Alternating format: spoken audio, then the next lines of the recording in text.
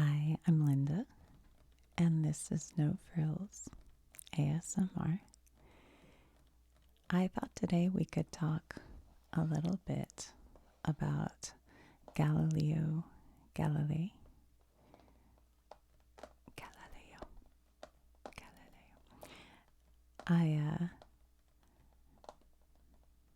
I was thinking about it and just wanted to share a little bit of what I learned. But before that, I saw this candle that my niece gave me just last weekend, and it says Sagittarius, the trailblazing archer. That's me. Now, I don't care at all about signs. It's not for me. But I noticed this one says ruling planet Jupiter, and that seemed kind of apropos for my Galileo discussion. And you'll find out soon. So I thought we could light that up. Now, the interesting thing with this candle, it smells just like any of you who are like my age might remember the cologne polo that men used to wear, all the young men, I should say. At least in Detroit they did. I guess they did everywhere. That's what it smells like. Polo cologne. All right, we'll put that right there and we'll just see how that goes. I'm not really generally much of a candle person, but I thought it would be fun. Okay, so to start with, just in case you were to doze off before I get all the way through this, Galileo was a mathematician and physicist from the early 1600s, and he invented a lot of things that we still use today, or made them better, and came up with some ideas or tried to go somewhere towards proving ideas. And because of that, the Catholic Church felt he was a threat, and they tried him on charges of heresy, and he was imprisoned. So that's just the basics. But we'll just get into what all happened. So we are talking about Galileo, and he was named after Galilee. His parents were devout Catholics. His dad was a musician, and he was born February 15th of 1564, and he was raised Catholic. He actually went to school at a Catholic monastery, and he was a lifelong Catholic. His dad, I mentioned, was a musician, but he was interested in more than just playing music. He found the kind of science, or whatever you want to call it, behind strings, the kind of different sounds they make and why. And so him and Galileo would mess around with that. So that was sort of the beginnings of Galileo's curiosity with, I don't know what you'd call that. The beginnings of science thought. So he went to a Catholic monastery for his boyhood, and then he went to the University of Pisa because his dad wanted him to study medicine. Now, Galileo had a momentary thought of becoming a monk, I believe, or something along those lines. But his dad's like, dude, go study medicine. So he did go to the University of Pisa and studied medicine for a while, but then quickly realized he was much more interested in math. And so he started studying mathematics. But after 2 years, he couldn't afford the university anymore, which is so interesting. That is this a lifelong thing that we are making university too expensive for people who want to study math? I mean, who wants to study math? We should pay for all those people. No, that's just me. I'm not good at math. But anyway, so he left University of Pisa. he went and applied at some other colleges. I forget. Oh, I should have said, first of all, I'm not a historian. I'm not an expert on Galileo. I just like spent about an hour kind of looking up some stuff and listening to stuff and was like, let's talk about this. It's fun. So please go look everything up and read about him. It's interesting. But anyway, so he went and he applied at other universities, but because he had dropped out of Pisa, because he couldn't afford it, they were like, no. So he started teaching math and art on his own. He was also an artist. And there was a family, the Medici family, who he was friends with. And he was like a tutor, I think, for their son in math. And he was just really good at explaining math in a way that regular people could understand it.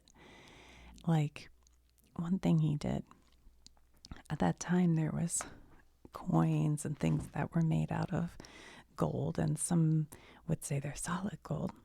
Well, he would show how you could weigh them, and by the weight you could tell whether it's solid gold or part silver, part gold, or, whatever. Like, having the same size thing with different weights, you could know you could weigh the other parts and figure out the weight of the gold compared to if it was some other metal. So, like, useful ways of using math, which helped the young people learn the math, which to this day should be used more often. But anyway, so he became kind of a tutor for the wealthy people. But then he went, well, actually, I think it was while he was at the University of Pisa. I'm pretty sure it was there. He's sitting in his class and probably knows more than the professor, right? I don't know. But it's like an old school kind of, that's not my best drawing, but it's okay. Picture like a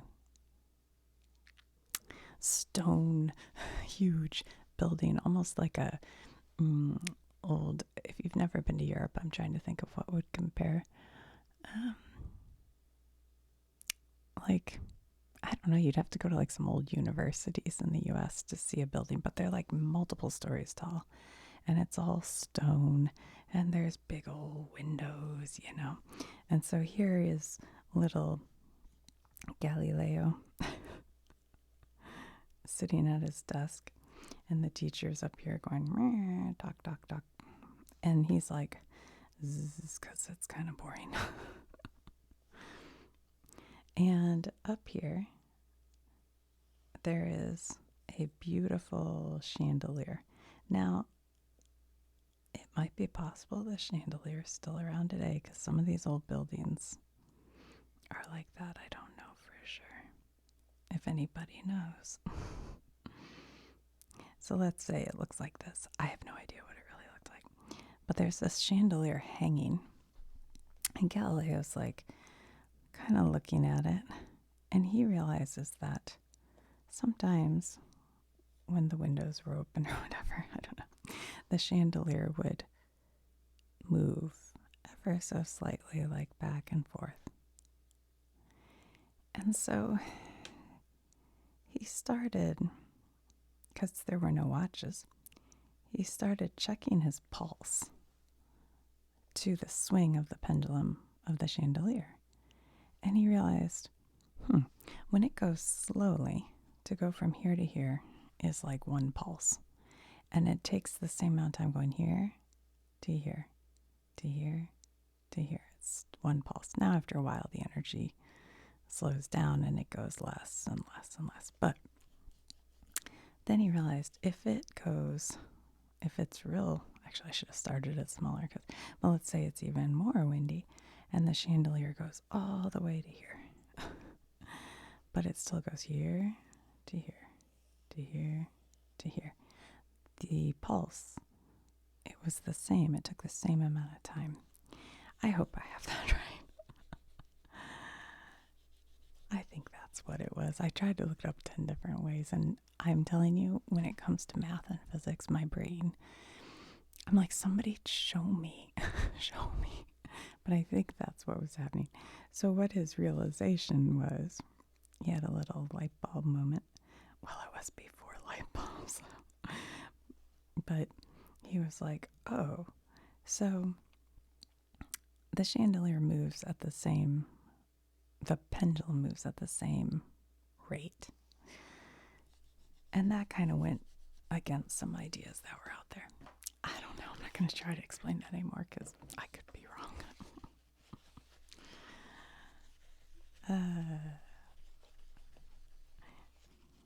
So in the comments, please. People read all the comments, so if you correct me, they'll read it. Don't worry. Okay. So anyway, that was the first kind of thing. He was like, And so he started telling people that, and people were like, yeah, you know what? You're right. You are right. So in the future, like 15 years in the future, they started to make clocks. 15 years after Galileo's death, that had pendulums in them that would, help keep track of time. And then metronomes for music. All right, so that's one thing. The law of the pendulum, I guess. Okay, so then he's hanging out. And in 1609, he hears about a telescope. And this was something that they were using in the Netherlands. This guy had built a telescope. And he's like, wait, you can look up at the stars. This is really cool. So he starts to build his own telescope. And then he made adjustments to it and made it even better. And he ends up looking out at the sky, and he sees a lot of interesting things. He sees that Venus has phases, which are like dark, light. I think that's right. And he sees that the planet Jupiter has 4 moons or bodies, I think they called them then, but that go around Jupiter. And he ended up naming those after Medici, who was kind of his benefactor a little bit. But since then, in now times, they have renamed those the Galilean satellites because he was the first one to see them. So he starts looking at a lot of things, and he looks at our moon, and he sees it's not a perfect sphere. It's got, craters and holes out of it. He can see all this stuff. And some of the Catholics at that time were like, no, because the solar system is perfect. God made it perfect. And there's no not spherical moon. The other thing that the Catholic Church at that time was sure about was that the earth was here and that the sun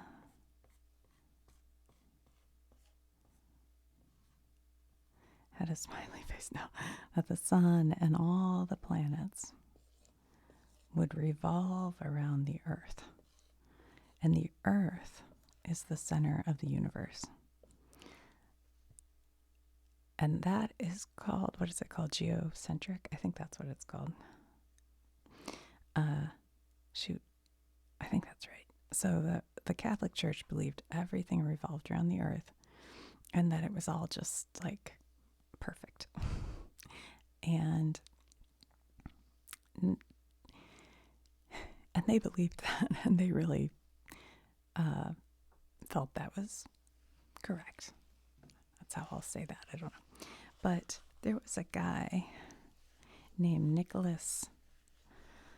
Oh gosh, Copernicus. Yes, I think that's how you say it. Nicholas Copernicus had this theory, and his theory was that the sun was in the center of the universe, and that all the planets were circling the sun. Now, when Galileo heard that, And he was looking with his newly better than the other telescope. He started thinking, I don't know, because I'm a devout Catholic. I have to just try to prove one way or the other what's going on here, because what he's saying goes against what my Catholic Church believes. And so he started to really try to prove or disprove this theory. And what he saw were these sunspots on the sun. And he could see that depending on, I don't know, I won't try to explain this either because I don't know. But he could see the sunspots. And he, because of the phases of Venus and seeing these sunspots and other things like our moon having a shadow at different times, he just realized the sun isn't circling us. We are circling the sun. And so he didn't prove it, but he set forth facts that would prove that to people. So the Pope at that time was friends with Galileo, or at least respected him, I think, at the time, and told him, hey, you should research this, but then when you write your book, make sure you write about the geocentric theory that Earth is the center of the universe. So it was like 9 years later, after Galileo had done all these studies on space, he came out with his book the book was called Two Chief World Systems. Now, I've never read the book. I don't know much about it, but my understanding was it was a book about 3 men, and one man is the observer. One man is like the very smart man, and one man is like a very stupid man, and his name was something like Simplicito or something, so he was like a simple man. And the simple man believed in the theory that all the planets revolve around Earth. The smart man believed in the theory, which I should know the name of. It's like heliocentric. Is that right? Yeah, I think it is heliocentric. And so that was smart man. And the observer was kind of like, yeah, I can tell who's smart. I don't know if that's exactly what the book was, but that was my gist on it. Okay, that's my vibe. Well, when the Pope read the book, he realized, are you calling me Simplicio or whatever? Like, you're saying I'm simple and stupid. And that really made the Pope mad. The Pope was not happy about that. So at this time period in the world, the Catholic Church was getting a little nervous because, and I did a video about how the church split. Well, it was around that time. The Protestants were starting to have a bigger movement. The Protestant church was splitting away, and the Catholic Church was like, no. So they started what they called the Inquisition. And the Inquisition looked at anyone who was committing heresy, which is what they considered the Protestants to be doing. You know what? I should have brought the dictionary up so we could look up the word heresy, but basically it means you're not believing in the Catholic faith. I have to have a dictionary. Hold on, let me look. Oh, where's my dictionary? I can't believe I don't have a dictionary in this room. Am I crazy? Let's look real quick and see if the Inquisition's in here. But so the Catholic Church was like, nope, you can't not believe our teachings or you're a heretic and you will go to prison. And this was in Italy. Hold on one second. Let's just check real quick.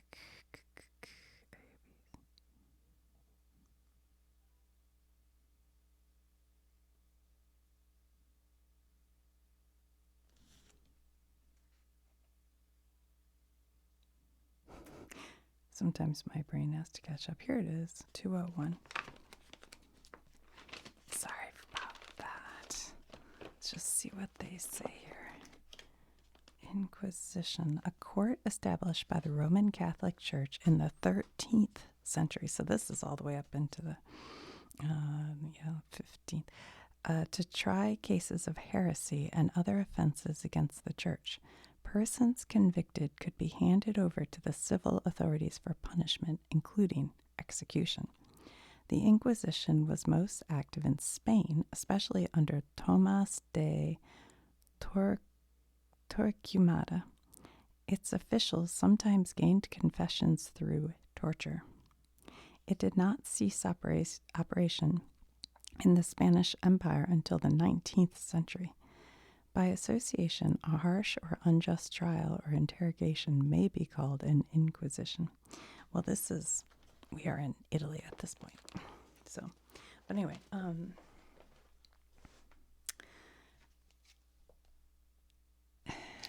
okay, where were we?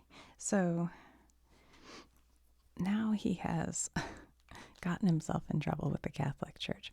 Now, just on a personal note, Galileo had a woman who he was we assume he was in love with, I don't know, but they were very close. And they had 2 children, 2 girls together. And one of the girls, I think her name was Celeste Marie, if I remember correctly, was very, very intelligent. And he was very close with her. The other one had some issues. I'm not clear what, but she doesn't get talked about as much. But that woman died, the mother of them. And because they were illegitimate, Galileo was like, oh boy, I won't be able to marry you off, and I can't afford to pay dowries for you. So he told them, best you go to a nunnery. So they did that. And he stayed in touch with the older daughter his whole life. That's just an aside, because at the end we'll come back to that. But anyway, so now the Catholic Church is bringing him up on charges of heresy. And he was arrested and imprisoned. And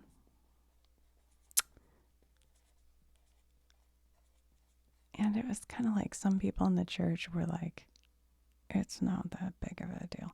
But the Pope was mad and was like, no, it's a problem. And he actually asked, apparently, from some letters, for Galileo to be tortured. But the person in charge said, if we torture him, he'll die. By this time, he's like almost 70 years old. And so he basically went up in front of the panel, whatever, the Inquisition jury, I don't know. And he kind of retracted his statements and said, look, I was just trying to prove one way or the other. I am a lifelong Catholic. If he kind of went back on it enough to not get imprisoned, and he could have the death penalty, I think.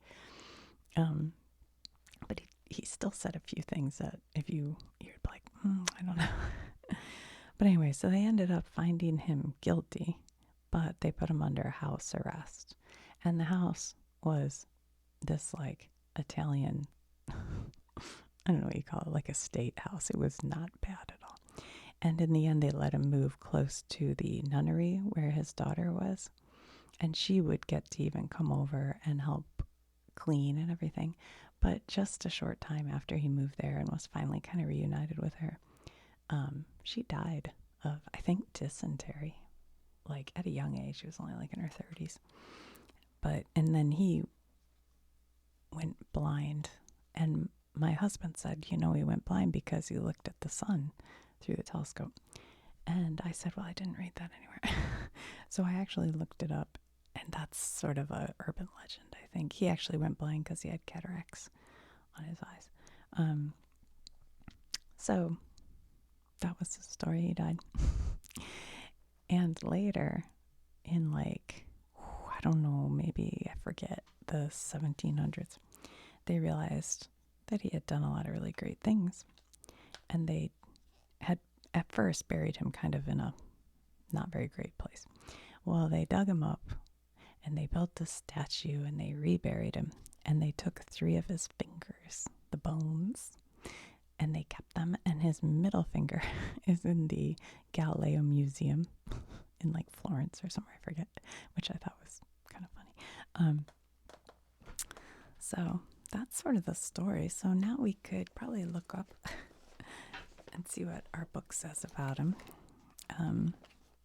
But yeah, it's interesting. I mean, his inventions, he like invented the thermometer.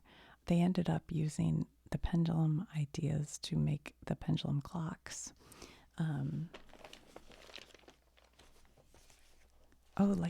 I did a video with a compass one time, the metal compass that you go like this. I should have brought it up here. That, I think, was his invention. So just a really, really smart guy. This is like during the Italian Renaissance period. I was looking up to see, because at the same time Shakespeare was working in England, and I was trying to look up to see if maybe they ever crossed paths. I don't think so. But Shakespeare may have had heard about him, because Galileo 472. In one of his plays, he talks about Jupiter, and he has 4 ghosts that are, what did I say, 472, that are dancing around Jupiter. And some people think that could have been the moons, because one of Shakespeare's friends was a astronomer, I think, or a physicist. I forget. He was something that he would have known about this. So that's all kind of interesting. What? Oh, what? How did I get to the totally wrong page? 472. Linda, wake up. Look at that. Like opened almost exactly to it. Here he is. There's a picture of Galileo after a painting by Ramsay. Okay. Galileo.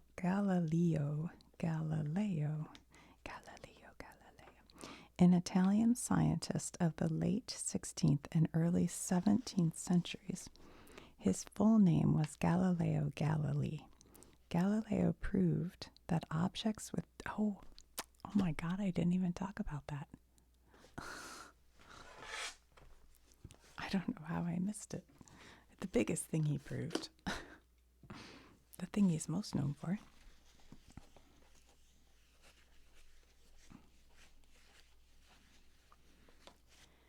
Where'd my pen go?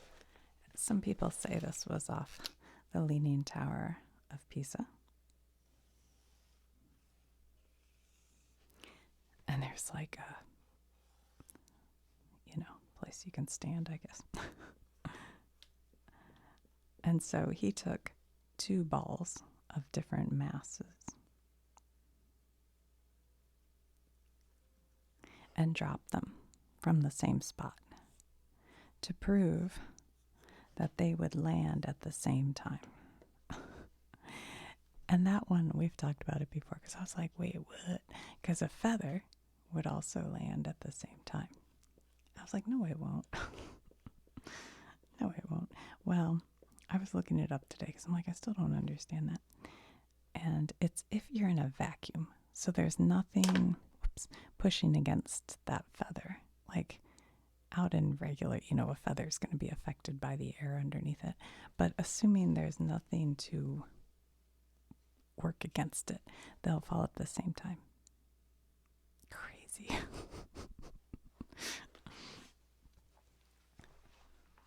I'm so uneducated. Okay, so full name. Galileo proved that objects with different masses fall at the same velocity. That's the word I was looking for, not time. Velocity. Objects of different masses fall at the same velocity. One of the first persons to use a telescope to examine objects in the sky, he saw the moons of Jupiter, the mountains on the moons of Earth, and sunspots. And the phases of Venus. Authorities of the Roman Catholic Church forced Galileo to renounce his beliefs in the model of the solar system proposed by Nicholas Copernicus. I don't know why I have to stutter on that name every time. Galileo had to assert that the earth stands still with the sun revolving around it. A famous legend holds that Galileo, after making this public declaration about a motionless earth, muttered, "Nevertheless, it does move." Yeah, that's it. I heard that. That he said, okay, it does that. But then he goes, "Nevertheless, it does move." I don't know if that's true, but I read that too. That's kind of funny. So there you go. Let's look up. Do they have Coper? Coper.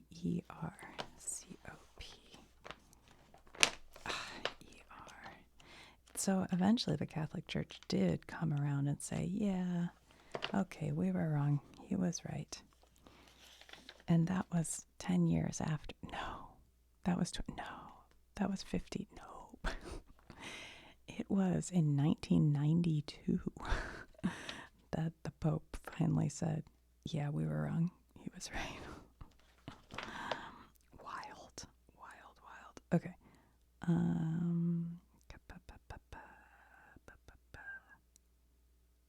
Oh, I'm forgetting how to spell it. Coper. COP.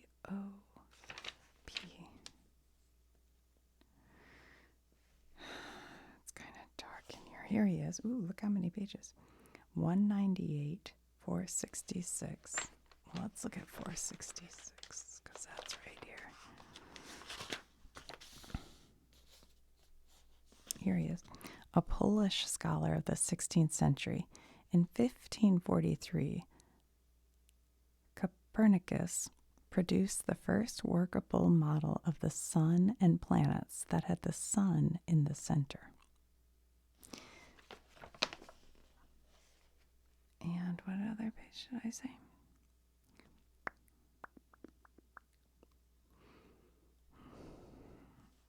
How did I lose it?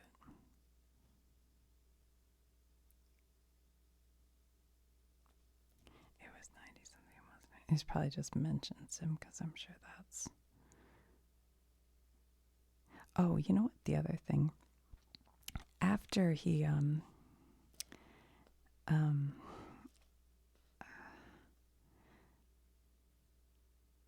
what the heck?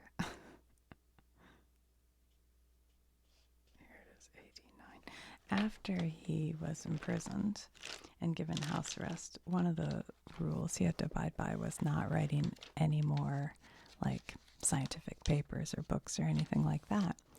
Well, he wrote another book, but knowing that he'd get in trouble, he sent it, I think, to, like, Denmark.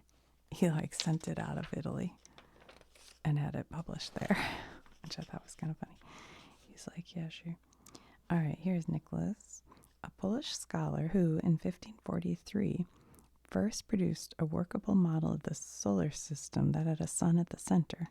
His model eventually took the place of the Ptolemaic universe and provided the foundation for modern astronomy. There you go. All right. Anything else we want to look up? I think so. So there we go. That's a little story of Galileo. Kind of interesting. You know, the idea that people in power, like, don't want to hear what scientists have to say because it doesn't agree with their worldview is something we are still dealing with today. So we need to be pretty careful about that, because if we don't keep science up, the world will suffer for it. We'll fall behind. So there you go. Galilei. And he died when he was like, I think he was like 80-ish, maybe. I don't know. But pretty old. He lived a pretty good long life, actually. I can't think of anything else. There's certainly tons more. You could go research him. There's so much to learn about him. And so many inventions and experiments and artworks and stuff. He's an interesting guy. for sure. So this smelled pretty good. Put that a little too close to my nose.